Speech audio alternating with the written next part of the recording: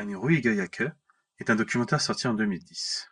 C'est le premier film du réalisateur Ramon Geiger, qui a également une carrière de directeur de la photographie et qui réalisera en 2013 un deuxième documentaire sur son père, ancien violoniste professionnel de renommée internationale.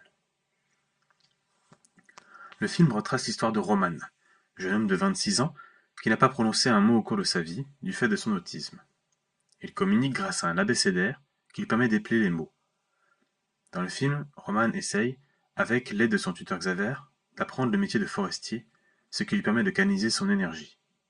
On le suit dans son quotidien, son apprentissage et les problèmes qu'il rencontre, sous l'œil attentionné de son tuteur.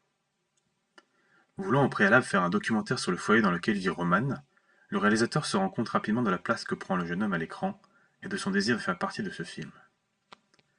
Roman devient finalement le sujet principal du documentaire. Et ne voulant pas qu'on le définisse seulement comme un autiste, mais comme un homme à part entière.